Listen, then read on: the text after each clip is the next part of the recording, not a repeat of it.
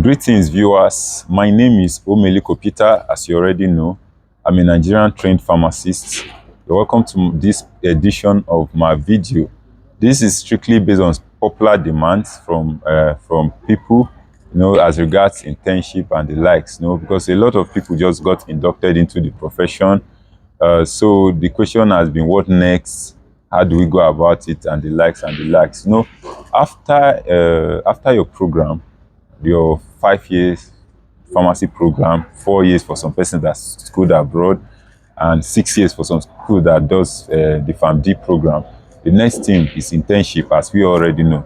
The pharmacy internship is a 1 year program, which is expected to kind of give you hands-on experience to the profession before you could proceed with your NYSC if you are eligible, or get your exemption and probably get fully licensed.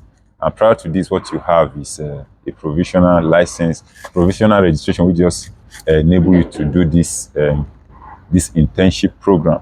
So it's basically a training, and that is why at the end of the day, just as your degree program, when you finish your 5 years, 6 years, or 4 years, as the case might be, you were given a certificate, a degree certificate. Just as that was the case of internship, the 1 year program, it being a training. After that, you'll be given a certificate of experience after the 1 year. So the goal of internship is strictly experience, 1 year experience in the field under the supervision of a senior pharmacist. So you're just basically going to work, if it's in the hospital, industry, community pharmacy, wherever, administration, you're going to work under the supervision of a senior pharmacist as a pharmacist, as an intern pharmacist. And after that, you have a 1 year experience expected, and you're now grounded, like experience-wise. You'll now be given a certificate of experience with which you proceed with the next step. So that is that. So now, after your induction, what next is internship, which we've just talked about. Now, proceeding.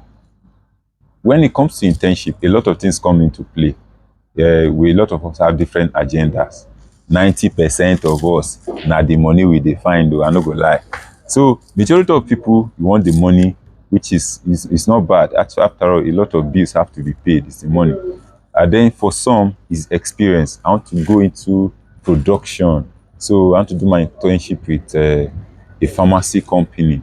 I want to go into community pharmacy. So I'm looking out to do my internship with a community pharmacy.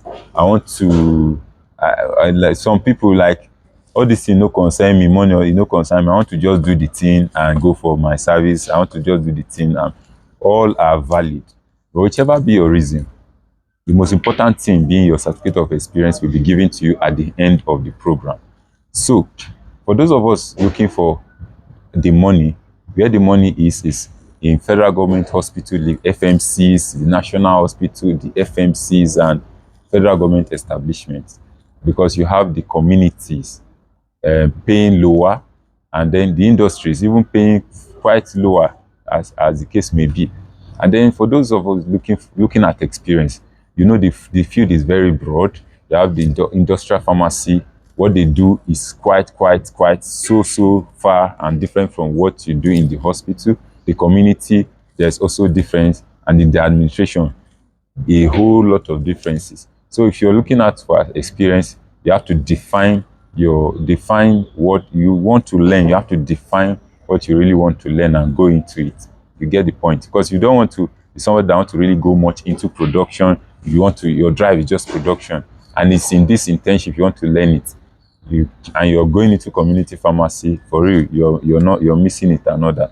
But all in all, as regards experience, whichever place you go, for real, you've not missed anything. If your vibes is community pharmacy, there are so many ways of doing it. If you find yourself doing your internship with NAFDAC, which is administrative, for example, and your drive is community pharmacy, you could even be doing an evening job with a community pharmacy. You still gain the experience, double experience. If your drive has been community pharmacy, you are in the hospital working, doing your internship, you can still do your evening job with a community pharmacy. You still get the experience. If your drive has been both community and hospital, and based on condition realities, you find yourself doing in an administrative establishment which has no relation with community nor hospital at all, you've still not missed anything. After everything, you still have a lot of time. You could get this experience as a side job. You could, after, for real, you've not even started your career. After you finish, you can still get a job, and a lot of opportunities to still get in. You get the point. But if you're doing your internship in the field which you're going into, it might be a great way of getting you started. You want to go into community pharmacy, you might already get the hands-on experience, know how the business run and all that. And some people, after even the internship and NYC, they even kickstart their own business immediately. Some people doing internship in the hospital, after the internship and NYC, they've already created that connection with people in the system that already help them to even get jobs. I mean, people get appointment later immediately after their NYSC. But if you don't find yourself in this category, you've not missed anything. That's what I want to let you know, for real. So, doing internship now, whatever be the goal, your primary goal will be to just do this thing and get done with. The challenges people do have when it comes to internship. Internship is difficult. You must have heard the story. So, why so many people are panicking? I've received a lot of calls. Peter, connect me. Peter, this, that. I myself don't even have connection. What do I know? Connect me. I'm looking for internship. My mate are getting all these things. You get the thing. So the whole team created that internship is so difficult to get. People, why that is true, it is also not true. True in the sense that if you're looking for internship in federal government hospitals, federal government establishments, high-paying institutes and all that, for real, internship is difficult, I must tell you. The reason be that a lot of connections have to come in. If it's merit, you have to try to, summarily, the competition is high. You get the point. If it's connections get levels. You get the point. If it is exams to write to enter, no be only you sabi book o. People are coming from a lot of schools. You might be the best in your school. You might come for an exam. Your score might be played to somebody coming from somewhere else. You get the point. A lot of people are coming in. You get competition is in this place. So that is when internship is hard. When you have preference like if Abuja or nothing, National Hospital or nothing, that kind of vibes you get, internship is truly difficult. But if you're in for is just let's do this thing and get done with it, just 1 year experience and all that. Internship is not difficult. You can, if you want, you just inducted this week, you want to start internship next week, you can start. If your induction is next week, you want to resume internship a day after your induction, you can. A lot of my mates did it. You get, then you're not, in such case, you're not looking into stuff like the community pharmacy and all that, because these people are always willing and ready to recruit. You get my point. They are looking out for people and all that. Because funny enough, a lot of centers that can take, a community can take, be eligible to take up to 5-10 interns. I'm telling you, they will not get one single application. But you see, let's say, for example, you see, let's say FMC Jabi Abuja now needs, they don't take much, maybe they may need 20 interns. You see 500 applications. You see the point. So competitions are there and all that. So you have to just define what you want and pursue it. And then if you're going for these competitive places, whatever your reasons are, the pay, the experience, whatever, then you have to be open-minded to face reality. The reality is you might be waiting on queue, you might be waiting for a year, you might apply this year, you not get, strategize against next year before you probably get. You get a year later. At an average, wait time for most of these places are a year. You find people, when you start your internship, you find out that many people inducted almost a year ago and the like. So you have to really know what you want and really go for it. Okay? So the few tips I'll give you about internship placement are: number one, very common when you finish, the most common thing on your group chat and the likes now, slots available in so many places for sale, paying as much as 400k, 300k, 350k. Is this really worth it? It's dependent on you, but just note that most of this story ended up on stories that touches, in the sense that some people I know have to pay. When they pay, they still ended up not getting there. They have to still follow procedures and go somewhere else where they didn't even plan to do the internship. So be guided. Know that you paying for internship is a 50-50 something, because you can pay the person that assured you documentation next week you might not even be resuming at all. So that is just that. Just know this and stay safe. If you're paying money, know what you're paying for. But I would not advise it. I go totally 100% against it. But you have you are the owner of your money. You can decide whatever you want to do with it. So go out, through your application, and then if you want to, if you are bent on hospitals and federal government hospitals and high paying one, you can look out to some northern um, federal government hospitals. Some of these people don't get applications, and mind you, some of these people places are not they are safe. Like you see some places like Niger, some places are actually safe. My mates, some of them are in those places. Some of them just submit application in a whole FMCO. They submit application through parcel services. They never went for exam or interview. They were just called to resume. And many are killing themselves in some centers, not getting and all that. So you have to know that you can try out FMC in some of this area, in less competitive areas, in some teaching hospitals, in some areas that are not really competitive. When it comes to this internship something, the center of attraction is Abuja and Lagos. So you expect the competition in this area.